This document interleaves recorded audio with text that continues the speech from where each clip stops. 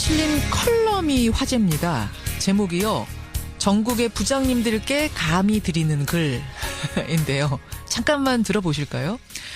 저녁 회식하지 마라. 젊은 직원들도 밥 먹고 술 먹을 돈 있다. 친구도 있다. 없는 건 당신이 뺏고 있는 시간뿐이다. 할 얘기 있으면 업무 시간에 해라. 괜히 술잔 주며 우리가 남이가 하지 마라. 남이다. 존중해라. 예, 제가 아주 일부를 발췌해서 읽어드렸는데요. 요즘 이 글이 SNS상을 중심으로 큰 화제가 되면서 문장 하나하나가 속이 후련하다, 사이다다 이런 찬사들이 쏟아지고 있습니다. 그런데 사실은 이 글을 쓴 분도 역시 부장입니다. 예, 오늘 화제 인터뷰 이 글을 쓴 주인공 서울 동부지법 문유석 부장판사 직접 만나보죠. 문 판사님 안녕하세요. 예, 안녕하세요. 네, 문희석입니다. 아니, 부장 생활은 그럼 몇 년째 하시는 거예요? 올해로 6년째가 되네요. 6년째. 아니, 예. 부장 생활 꽤 하신 부장님이시네요? 그러게요. 아니, 원래도 글 잘 쓰는 부장판사로 유명하신 분이었는데, 이번 글 때문에 더 유명해지셨어요. 아유, 좀 당황스럽습니다. 이게 뭐라고 이렇게 관심을 이게 참 힘들어하는 분이 많구나. 역시 지금도 그런 생각이 드네요. 네. 이 조직 속에서 힘들어하는 젊은이들이 많구나 이런 생각. 그러니까 반응을 느끼세요 정말? 예, 사람들이 크크크 그러면서 재밌다 이렇게 오랜만에 연락 오는 그 선후배 친구들이 많더라고요. 같이 일하던 직원분들도 예. 또 부장님 재밌어요 이런 거 보내고 하는데요. 가끔 또 이제 욕하는 것도 옵니다. 욕하는 건 어떤 욕이요? 그러니까 그런 거죠 너나 잘하세요. 너나 잘하세요 같은 그런 항의의 글도. 아니 근데 문 부장님. 네. 부장님은 실제로 정말 저녁 회식 안 하세요? 예, 저는 안 합니다. 가끔 점심 때 근사한 데 가서 먹는 정도? 그래요. 아니 근데 저녁에 같이 술 한잔 나누다 보면 사무실에서 낮에 못한 얘기도 나눌 수 있고 단합 차원에서는 저녁 회식만 한 게 없다. 이게 많은 부장님들 생각 아니겠습니까? 전국에? 네, 그런데 그런 생각도 있어요. 이건 제 합리화할 수도 있는데 업무 시간 중에 무슨 얘기든 할 수 있는 게 중요한 거지 꼭 예. 술자리에서 무슨 얘기하는 게 중요할까 생각이 들긴 해요. 어허. 사실은 또 하나 저는 재미있었던 부분이 네. 굳이 이제 술 먹고 나서 미모의 여직원을 집에 데려다 준다고 나서지 마라. 네. 콜택시 잘만 온다 부르며. 네. 여긴 또 많은 여성 사회인들이 동의하셨을 것 같아요. 그 부분은 사실은 어떤 제 여성 지인들, 또 네. 후배들, 이런 사람들이 하도 하소연을 많이 해서 많이 듣던 이야기입니다. 또 전 직업상 또 직장 내 성희롱 사건도 담당하니까요. 그렇죠. 네, 그런 여러 가지 쌓인 정보들이 있어서 한번 얘기해봤습니다.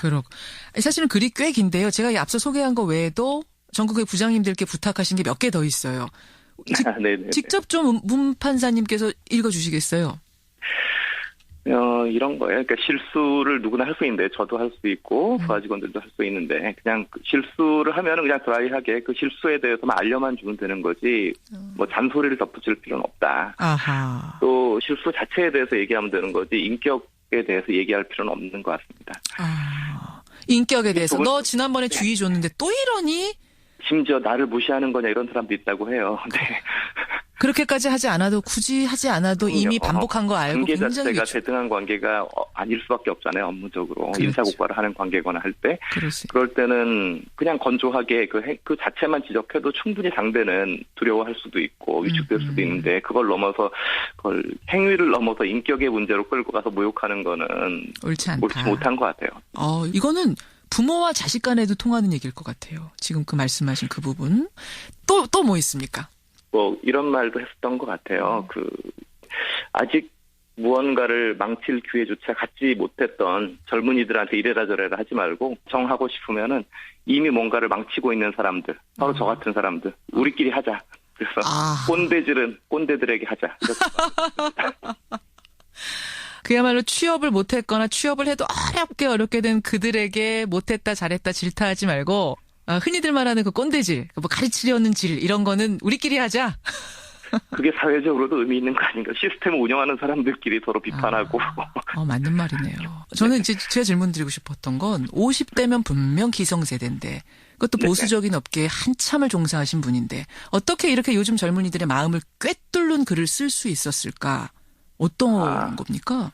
마침 지난 연말에 법원 일반직 인사가 있어서 저랑 같이 근무하는 일반직 공무원분들이 3분이나 다 다른 데로 이동을 하게 됐는데요. 예. 파스타집에서 점심 한 끼 먹고 그냥 별 얘기 안 하고 그냥 빠이빠이 했거든요.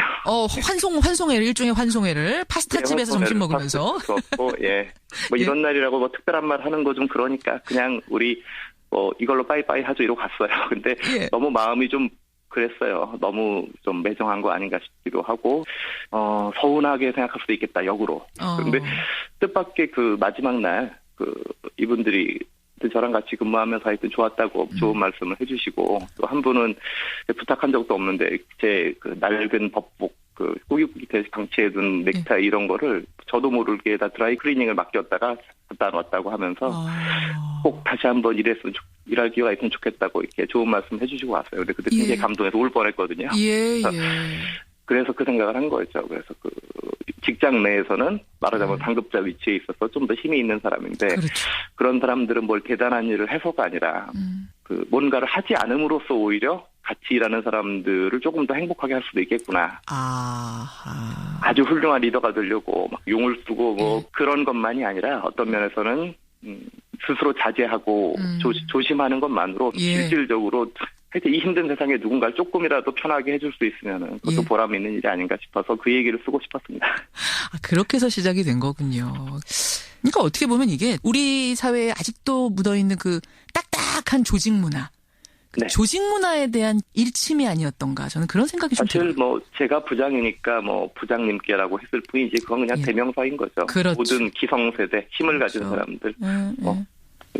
좋습니다. 그러면요 이번에는 반대로 부장들이 이런 건 지킬 테니까 너희 아래 직원들도 당신들도 이건 좀 지켜줘야 되지 않겠느냐. 전국의 부하 직원들에게 올리는 한 말씀.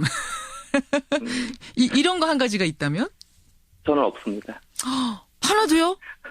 예, 왜냐면은 힘도 같은 대등한 관계가 아닌 현저하게 강자와 약자의 관계에 있는데 누가 누구 보고 감히 이래라 저래라 할 것이냐. 그러니까 더 큰 책임을 진 사람들이 먼저 자기 할 일을 제대로 하는 게 중요하지. 그러면은 나머지는 자연스럽게 따라오지 않을까 생각이 듭니다. 그래요. 오정 판사님. 오늘 말씀 잘 들었고요. 정말 내 조직에 대해서, 내 상사, 내 부하, 내 동료, 우리 조직에 대해 생각할 수 있는 좋은 기회가 된 것 같아서 이 글이 말이죠. 그래서 감사드립니다. 과분한 말씀입니다. 고맙습니다. 예, 오늘 귀한 시간 고맙습니다. 고맙습니다. 예, 화제의 기고문입니다. 전국의 부장님들께 감히 드리는 글의 주인공 문유석 부장판사였습니다.